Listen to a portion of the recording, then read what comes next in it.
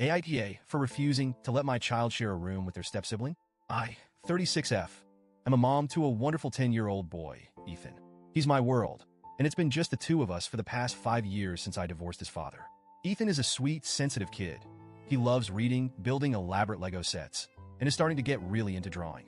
He's always been a little shy, but when he feels safe, his personality shines. My partner Dan, 38M, and I have been together for about 2 years now.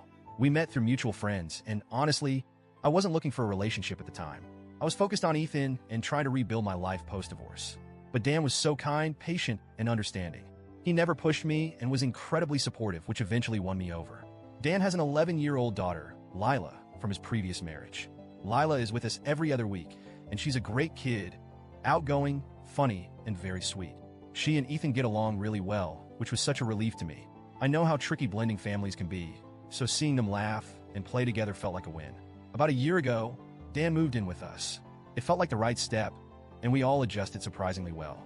Ethan was a little nervous at first. He's always been territorial about his space, but Dan made an effort to connect with him without being overbearing. I thought we were on the right track. Both Ethan and Lila have their own rooms in our house. Ethan's room is his sanctuary. It's filled with his favorite books, his art supplies, his posters. Basically, it's him in room form. Lila has her own room too, even though she's only here part-time. I wanted her to feel like she had a space that was hers, somewhere she could feel comfortable and at home. This arrangement has worked well. The kids have their own spaces to retreat to, which I think is so important, especially at their ages. They're both at that stage where boundaries and privacy are starting to matter. But recently, Dan brought up something that's thrown me for a loop. Dan works from home and has been using our kitchen table as his office. I know it's not ideal. He's constantly having to pack up his stuff for meals, and there's no real privacy for him when he's on calls. He's been hinting for a while that he needs a proper workspace, but I didn't realize how serious he was until he sat me down a few weeks ago. He told me he wanted to turn one of the kids' rooms into a home office. Specifically, he suggested having Ethan and Lila share a room so he could use the other as his workspace. I was honestly stunned. My first reaction was to say no flat out. The idea of asking either of the kids to give up their room felt wrong to me, especially Ethan.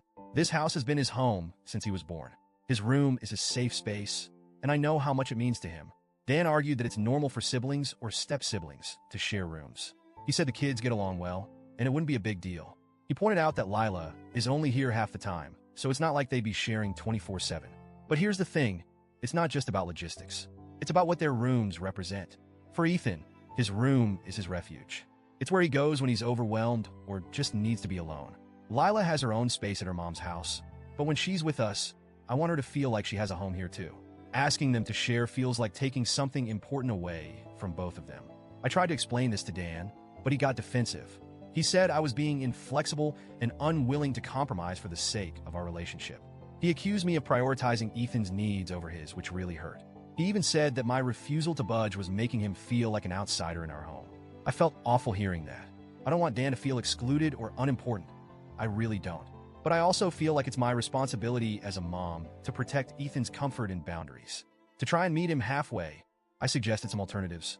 I proposed setting up a small workspace in our bedroom. Our room is big enough to accommodate a desk, and while it's not ideal, I thought it was a fair compromise. I also suggested rearranging the living room to carve out a more private area for him. But Dan dismissed both ideas, saying they wouldn't work. He argued that the bedroom should be a shared space for us, not a work area, and that the living room would be too noisy and distracting. The conversation escalated, and now it's turned into a full-blown issue. Dan keeps bringing up how he's the one making all the sacrifices in our relationship. He said he moved into my house, not our house, and that he's been bending over backward to fit into a space that doesn't really feel like his. I get where he's coming from. I really do. I understand that working at the kitchen table is frustrating and that he wants to feel like he has a stake in this home. But I don't think the solution is to uproot the kids. Ethan hasn't said anything directly, but I can tell he's been listening to our conversations. He's been spending more time in his room lately, almost like he's afraid it might be taken away. That absolutely breaks my heart. The idea of him losing his safe space makes me feel like I'm failing him as a mom. Lila hasn't weighed in either, but I wonder how she'd feel about sharing a room. She's a little older than Ethan and has started wanting more privacy. I don't think she'd be thrilled about having to share a space, even if it's just part-time. Dan, on the other hand, is clearly still upset. He's been distant lately, not outright angry, but cold. He's made a few passive-aggressive comments about how I'm unwilling to make sacrifices for our family, and how this is proof that I'll always put Ethan first. And you know what? Maybe I am putting Ethan first. He's my son. I'm his mom. Of course, I'm going to prioritize his needs, especially when it comes to something as fundamental as his sense of security in his own home. But at the same time, I don't want Dan to feel like he's second place. I love him, and I want our relationship to work. I want us to be a happy, blended family. I'm stuck. I don't know how to navigate this without hurting someone. If I stand my ground, Dan might continue feeling like he's not truly part of this household. If I cave, Ethan and possibly Lila could end up feeling displaced and resentful. So, Reddit. AITA for refusing to let my child share a room with their step-sibling to make space for a home office? How do I balance the needs of my partner and my son without tearing our family apart?